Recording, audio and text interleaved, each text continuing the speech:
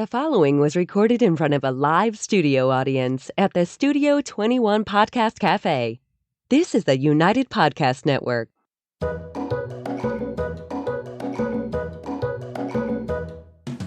Welcome to the Quirky Dog Podcast, inspired by some of the quirkiest dogs you can ever imagine, and the owners who love them.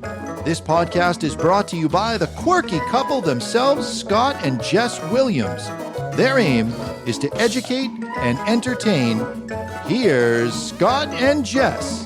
Welcome, guys, and happy Wednesday. Today we are going to talk about fetching. It seems kind of lonely up here just with the two of us. Last week we had Ben and Janelle, and we had a full set going on. It's just you now. It's just it's us. It's us. Just us. It's us. Scott, when we first got together, it'd be like, my bedroom, my house, and I was always like, our. So it's us. Yes, it's us. She's still saying that. Ours. It's right. She's in her pirate voice. Yeah. Ours. All right. But first, we're going to start with the quirky tip of the day. All right, you guys.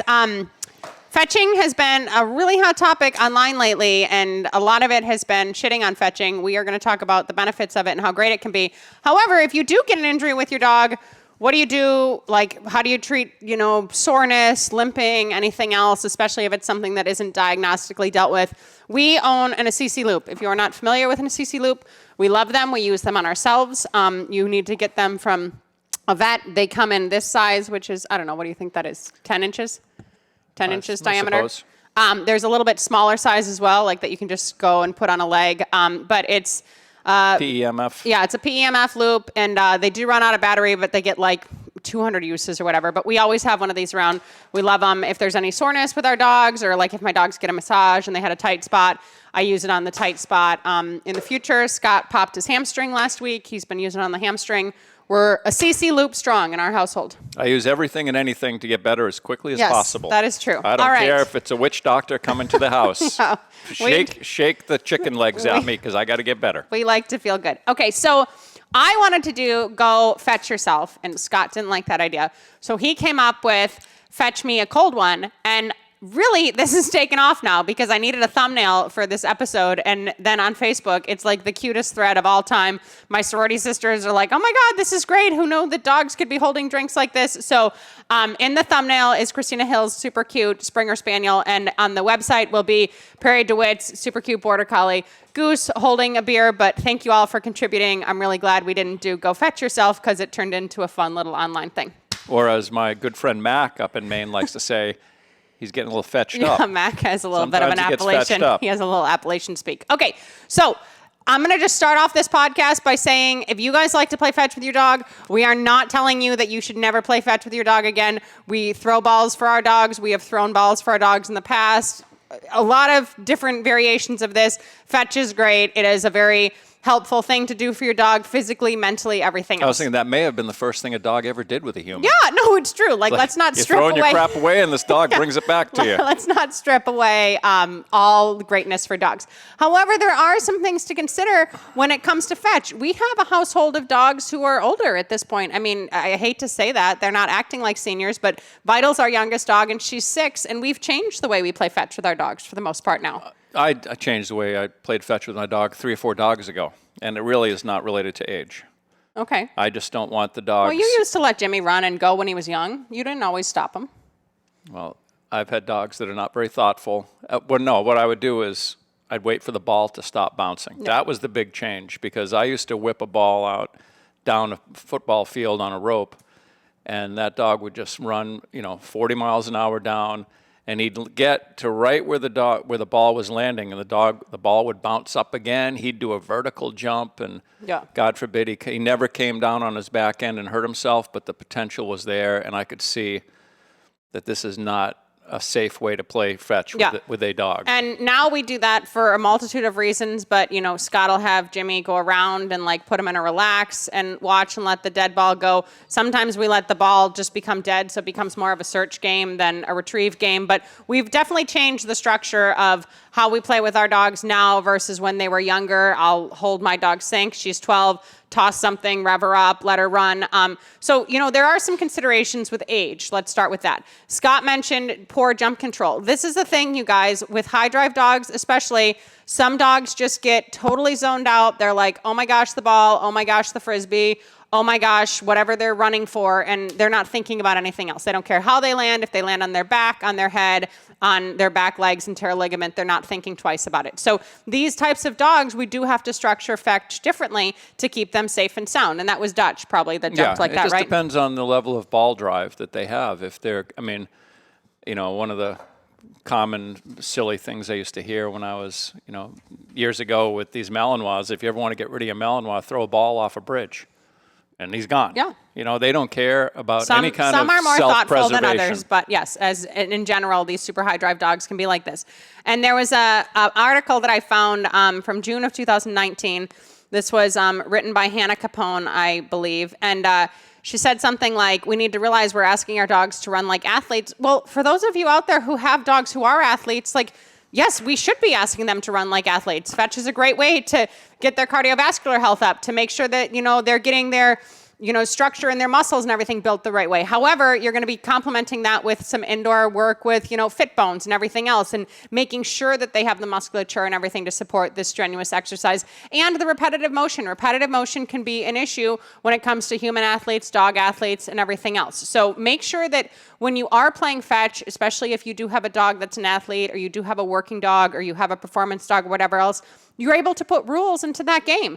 Just like Scott's saying, you use a place board next to you so that ball can land or that disc can land, and it can be, you know, something they drive to the ground. If the ball were to roll off a curb, if you're playing at a park and, you know, the dog goes to get it, misses it, bounces it, all of a sudden the ball is like headed towards the street, it would really be ideal to be able to call your dog off of said toy. Like, there are some things there where you should have basic rules and structure for the safety of the game and for the safety of the dog, as far as I'm concerned. And I will say that with regard to professional athletes, one of the most common injuries is the hamstring tear. And it's about, you need to warm up, you need to stretch more. I have one right now, and I don't warm up, I don't stretch. And this is a reminder, hey, if you're not going to stretch and warm up, then you're going to probably pop a hamstring when you do some explosive activity. Yeah. And now you're going to have to deal with that for a friggin' month. Yeah, so, that is a good point to bring up. So when we're talking about playing ball, and especially high intensity fetch or anything else, especially if it is not, you know, kind of warm weather, if it's cooler weather out, or if your dog just came from air conditioning to warm weather. This is what happened to Scott last week. He came from 70 degrees to 95 degrees, and, you know, you need to be able to warm the body up, let the body understand what's going on. Age had nothing to do with it. The hill didn't help. But outside of that, you know, you have a dog, especially in the winter, I'm always on Scott's shit. Like, warm the dog up, tug with the dog, like, have the dog spin, get the dog jogging, because the dog comes in from this warm house, they go outside, it's 40 degrees or something, and we're just boom, boom, boom, go. You'll see this sometimes in dock diving. Dogs are in a cold pool, and all of a sudden, like, their muscles are getting, you know, kind of cramped and stuff because it's so cool so quickly. So warm up is a huge part of it if you're going to be playing fetch. Even if it's a great day, even if the dog's been out in the yard and acclimated to this temperature, give them at least 2 to 5 minutes of warm up, whatever that looks like for you. I know everybody doesn't throw their dogs over cavalettis, and everyone doesn't have all this fancy equipment, but you literally can put your dog on a leash and both do some jogging, you know, back and forth, 20 feet here and there, and just some little motion, some fast twitch like exercises to get the dog engaged. Well, what I typically do, and you do the same thing, is I give my dog the ball either before I go out the door or after we go out the door. I just hand him the ball, and then we tell them go warm up, and they just run all over the field with the ball in their mouth. So they're not running to a ball. They're out there running, but not with the intensity of driving towards something they want. They're just out there running comfortably, jogging around, you know, galloping around and whatnot. And then I bring them back, and I'll do some short throws. And you'll do some tugging. I and mean, then you normally warm up different ways. expand to, you know, the longer stuff. Yeah, and I'll add some tricks in. I do some spins and some backing up and stuff for my warming up. Everyone warms up differently. I'm just saying, just because you don't think, oh, I'm going into agility practice, or I'm going into an agility trial, or I'm going into protection training, the warming up should be included in fetch as well. So that was a super great one that you brought up. And speaking of that and the hamstrings, I want to touch on this CCL stuff pretty quickly. A TPLO is very expensive. CCL tears are very devastating. training. I read in one article, and I don't know if this is true or not, but 99% of them occur from repetitive motion and only 1% of them occur from some acute injury. But regardless, fetch is repetitive motion. We're talking about going, running, the dog's normally turning a certain way and all of this. As far as the CCL tears go, they are more common with fetch. You can ask your vet, you can ask, random vets, how did some of the dogs come in? A lot of them are heavy ball players. They've been playing ball a lot. There was an injury with how the dog jumped up. I do want to mention, as far as CCL stuff goes, there is a higher rate of this injury also with dogs with early spay and neuter. And I'm not going to do a podcast on that. We're not going to do a podcast on that without probably Chris Zink, because she's the expert on that. But I did include some articles in the show notes that focus on specifically labs, and then a lab versus golden article that shows you the statistics of that. But we're talking as much as 2 to 3 times more likely for a dog that had a CCL tear. Some articles have said that. The article that I post below said they're 17 times more likely if you have early spay and neuter and a CCL tear. So just putting it out there, if you have a dog with so-so structure already, they were neutered or spayed young or early, just be conscious of doing these type of activities, because unless you have dog insurance, and even if you do have dog insurance, you guys, a TPLO is really expensive to treat and a really long rehab process. That rehab is going to require a lot of your time. And it's going to restrict the dog from its life. It's going to restrict the dog from its joy completely. I do want to talk about the whole headspace part of it and everything else, and I guess this article touches on it slightly. Did you have anything to say as far as what I've been going for? With regard to the early spay and neuter, without going too deep down that rabbit hole, the science is showing that when you early spay and neuter, that the ligaments are not continuing to grow into adulthood. So your ligaments are all a little bit shorter than they should be, and that's where you get your tears. Yeah. I was going to say also another thing that definitely will contribute to ligament tears is dogs jumping and running around on wet concrete or smooth surface. And that happens in daycares a lot. Yes. Daycares, a lot of times, point. they're all concrete. It's polished concrete. They're hosing it down because there's urine in there. The dogs are peeing and being crazy, so they got to keep it clean, hopefully. But now you get a slippery surface. Yeah. Dogs get excited about stuff, and sometimes they're throwing toys in the daycare too. That can lead to what do you call it? An injury. Yeah. Or CCL. Yeah. That is a good point that you bring up. Surface matters, you guys. And I am a crazy surface person. When Scott and I first got together, I'm like, oh my God, we're putting floors down. Like, I can't. And I try to live on the surface all the time.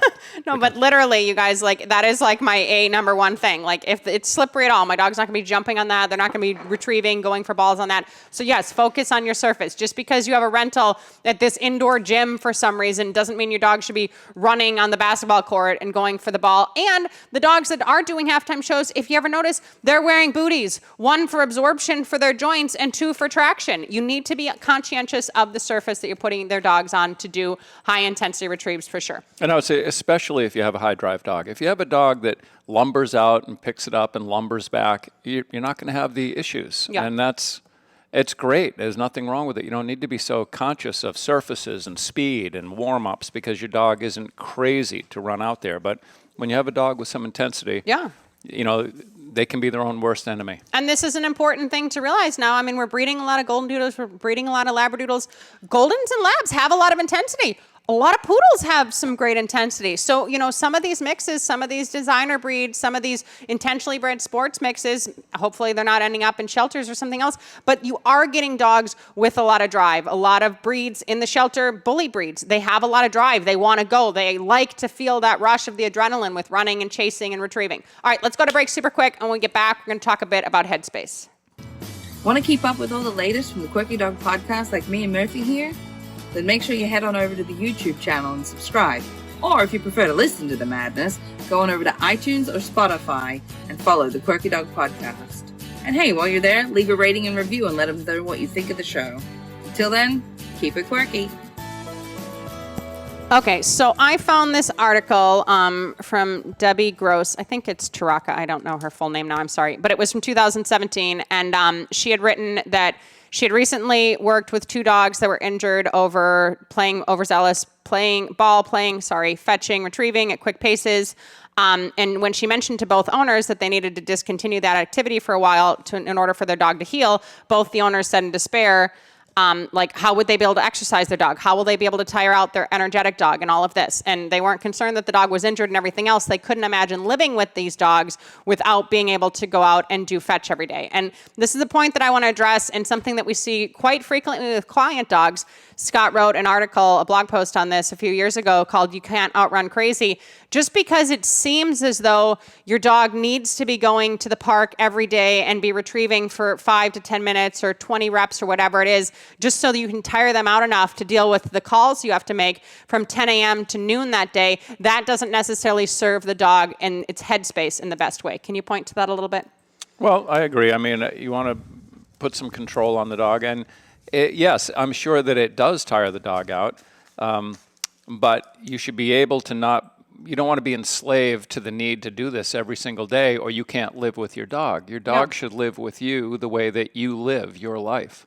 And we have very high drive dogs, and they don't always get exercise, and and they're okay. Yeah, they're not having a nervous breakdown. They're not chewing their leg off because they didn't get to run for 20 minutes today. Yeah, if their mental stability is incredibly dependent on this daily exercise, you kind of have to recalculate your day-to-day life with your dog. And Scott will so frequently say to clients, if you want to tire your dog out, go out and do 15 minutes of loose leash walking. Just, actually going out and having a mental moment for your dog of 5 to 10 to 15 minutes is oftentimes more tiring than just going to the park with the chuck it for 15 minutes. And maybe they're not even thinking. It's just go, go, go, go. They're just in this state of this trance almost of over arousal. And that's not helping the dog to be easier to live with once the fatigue of this heavy duty ball playing wears off. And that's not helping the dog's headspace overall. We want our dogs to feel comfortable in their own skin. If you have the flu or something and you can't get out for 3 days, we don't want your dogs to be having a mental breakdown, like Scott said.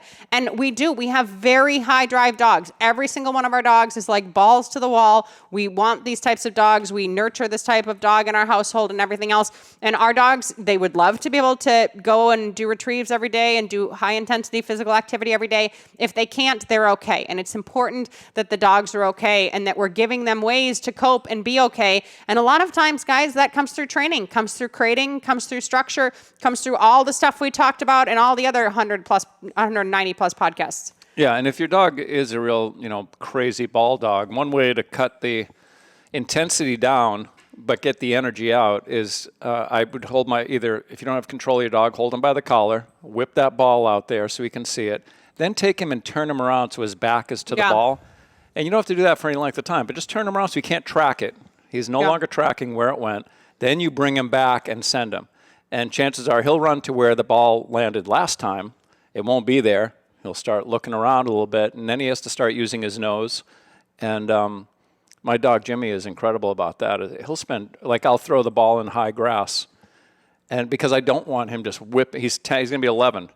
I don't want him just whipping out there 20 times for a ball. And he'll spend sometimes 3-4 minutes hunting a ball. He will not give up, and he will track it, and you can see his nose working, and he's just very diligent about, I'm not coming back till I find that ball. And it wears him down, and it wears out my Malinois too. Without having to throw the ball 20 times, I might throw it 5 times. Yeah. But it takes a lot of time because they have to find it. Yeah, Scott loves watching Jimmy. If I'm coming out to do something, oh, come on, watch Chew. He's doing his retrieving. And we included this within Canine Mindshift in our free course, the part about mental toughness. My dog Vital's doing something similar. And if the dog now goes out and can't find the ball and runs back to you, that's when, okay, let's enact your drive.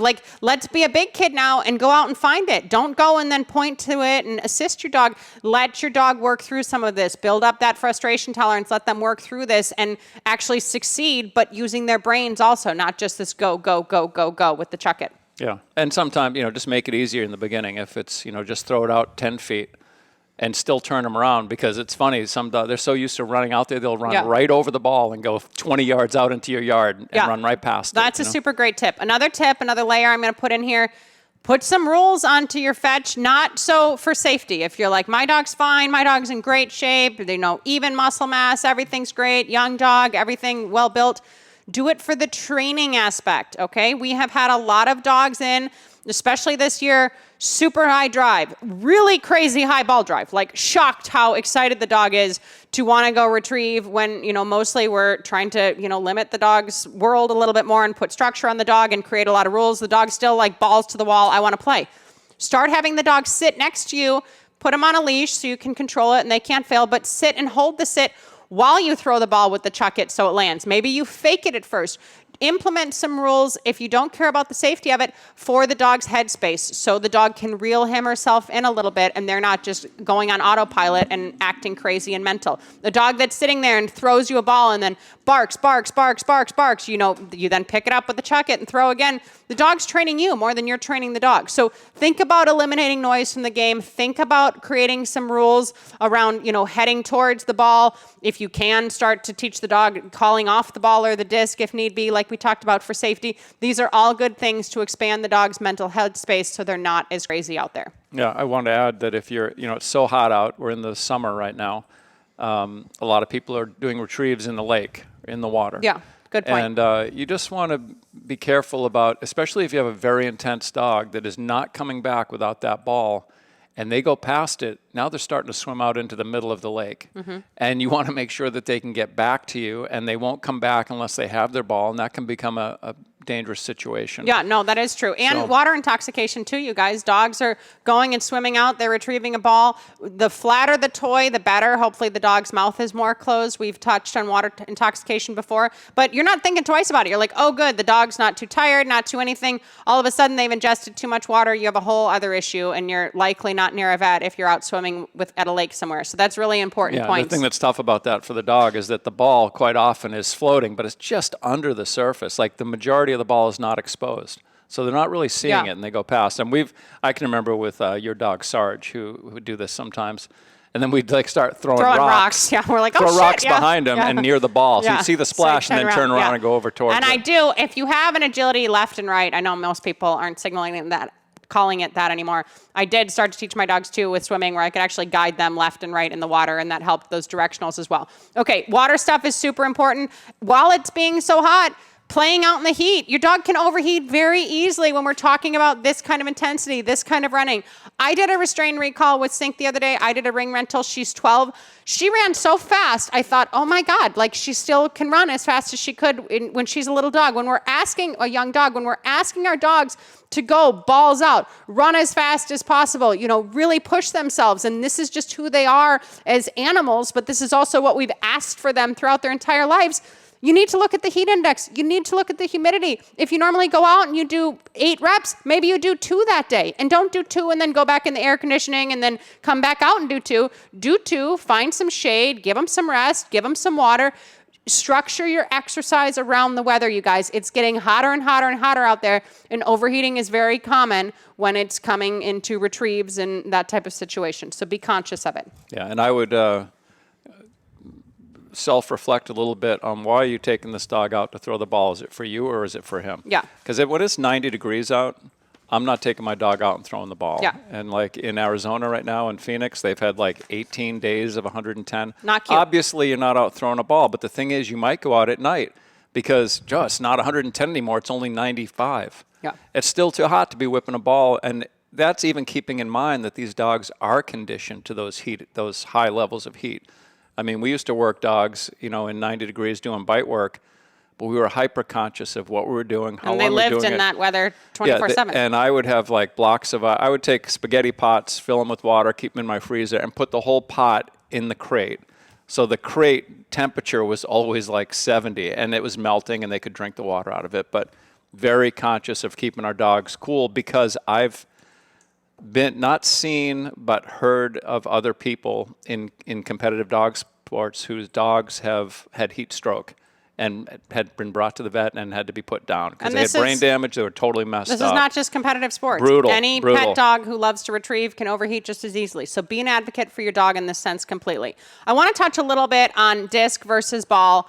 Ironically, we're filming with Alex Stein, and we're going to have him on next week. We're going to discuss, the foundation of Frisbee and Ashley Whippet and all of that great stuff. Disc, if you are a good thrower, and this is my personal opinion, I do feel this way from being involved in the sport for 30 years. I feel as though dogs either have great jump control or they don't. They They either they're like a cat, they can go up for something and they're always very, very aware of where they are, their feet in relation to their body and everything else, or they're not.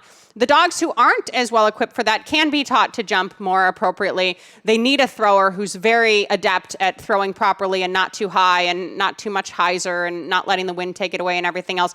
But I've seen this myself. I mean, Sarge is a great example of a dog who, if the disc took it, he would jump just like Scott's Malinois we're talking about, and he would come down. I only competed with Sarge once. He did some entertainment, but he wasn't my go-to with, I'm going to just test this. My mom had a Border Collie one time that you could throw the Frisbee any which way. She could go up for it. She could come down at will. She could twist in the air. Super safe. The only concern for a dog like that would be landing in a hole or something, like the surface she's coming down on isn't stable. Some dogs are super big weenies. I've had dogs like this before too. Not that that's a problem, but they don't want to have 4 feet off the ground ever. So no matter how you throw it, they're going to be waiting and they're just going to be lifting up and jumping at the end. Disc can be safer in ball if you are able to throw a disc properly because there's not the bounce factor and everything else. You also can do rollers and all of these types of things. Vaulting can be another issue. That's when the dog uses your body to get higher and get at a different level, and that can create some other issues as well. But if you have a dog who's constantly, grinding for the ball, turning on their shoulders weird and everything else, maybe introduce some disc to them. There's a lot of great people out there doing instruction. We've had Andrea Rigler on the podcast. Kirby did a great article about safe disc management. There's a lot of different resources out there now, but maybe teach yourself how to throw a disc properly and switch from ball to disc so that the dog is not grinding and doing all of this with its front end to get the ball off of the ground, but it's actually able to safely loft and go for the toy. You can change up the way you do fetch as well. So I just want to throw that out there as an aside. Yeah, and that's why the dock diving is a great one for getting the exercise, because they don't have a hard landing. They're in the water. And if you do have an intense dog and you are using a water retrieve, it's not a bad idea to put a life jacket on them. Yeah. So that if they do get all of a sudden in over their head, figuratively, and they're having some stress out there and they're floating. Yeah. They can take a breath. They can just wait a little bit. And we used to do that with Cousteau. We took him to a lake over in Amesbury. I'd put a life jacket on him because he's just crazy. He swims vertical. He just friggin', he's just not crazy. He's out there. He doesn't care about anything. Style. He doesn't have great style. All right, I want to touch on sticks super quickly. So when you brought this up, it's kind of a good point. This is probably one of the first things like dog and man did together, just at the beginning of the podcast. Like this is the origin of the first man's best friend. Yeah, and now we're like, never do this again. So no, that's not the thing, but do it with rules. Sticks, if we were at a lake and there was no blue-green algae in the lake and I didn't have a toy, I 100% would pick up a stick and throw it in for my dog to go back and forth and get. Sticks overall are not a great toy for dogs. They're not a great toy choice. If dog's carrying one, another dog runs by quickly, they can impale another dog. They can, chip off different pieces and have something impaled in their mouth if they grab it wrong. Sticks are not a great retrieve item overall. I'm not saying that you should never use sticks, but there's a lot better options out here now in modern day dogs than sticks. So just touching on that, if you are the kind of person or your dad's the kind of person that my dog just likes to go retrieve a stick, maybe you buy him a chuck it ball. Maybe you buy him something else that isn't a stick to keep it more safe for the dog. Okay, and I just want to touch on chuck it balls lastly. Do you have any other points to make? No, I was going to say there's a great short Jack London story about him teaching a dog to retrieve. So the dog was a crazy retriever. And then in the end of the story, he gives the dog to a guy that he doesn't like as a gift. And then the guy takes the dog fishing, and it turned out what that guy did was he used to throw dynamite into the lake to kill all the fish, and that's how he would go fishing. So he throws the dynamite in, the dog goes out, grabs it, runs back, and blows the guy up. I thought it was a pretty cool little story. Only Scott would include that in the fetching podcast. All right, I want to end on the chuck it situation, you guys. A lot of you out there like the chuck it sticks, you like the chuck it ball.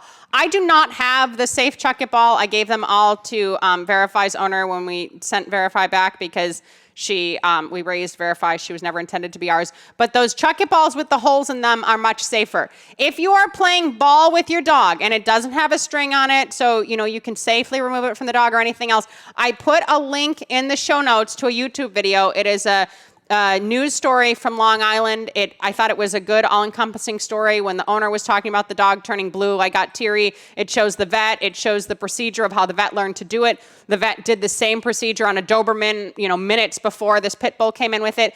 Do not play with an undersized ball with your dog. If the ball can at all go in their throat or get lodged in their throat, you need to be aware of the process that you need to go through and what you need to do to save your dog's life, because dogs do die that way. And I thought that this was a super helpful video, so I included that in the show notes as well. And I put those studies in about the early spay and neuter with the Goldens and the Labs versus the Goldens, like I said too. So play responsibly, play smartly. What were you going to say? Well, just based on that issue of a dog choking on a ball, I always have a ball on a rope. So if the dog does get and it's not just for the safety sake of it, it's easier for me to whip a toy out, but if they get the ball lodged in their throat, there's a rope hanging out of their mouth. You can go and pull that friggin' thing out. That just happened with Larry Crone. He just showed a video of that happening, and he used the rope to get the And the other thing is, if you have a crazy, the the other thing that I've heard where this happens is if you're using more than one ball and the dog is crazy, grabs one ball and then he goes to grab the other ball, lodging the first ball deeper into his throat. But this is literally why the Chuck It Company made these balls. They have, holes in them. Get safe balls. Make sure your balls are the appropriate size. Play with your dog safely and smartly, you guys. We want your dogs to be around for a long time, injury-free, happy life, happy headspace, all of this stuff. So consider it. Don't put fetch up forever, but play smartly, play wisely, and play in cool conditions. All right. And keep it quirky. remember to keep it quirky. Next week, Alex Stein and Ashley Whippet. Thanks so much for joining us today, guys. See you next Wednesday. The views and opinions expressed by the hosts, guests, or callers of this program do not necessarily reflect the opinions of the Studio 21 Podcast Cafe, the United Podcast Network, its partners, or affiliates.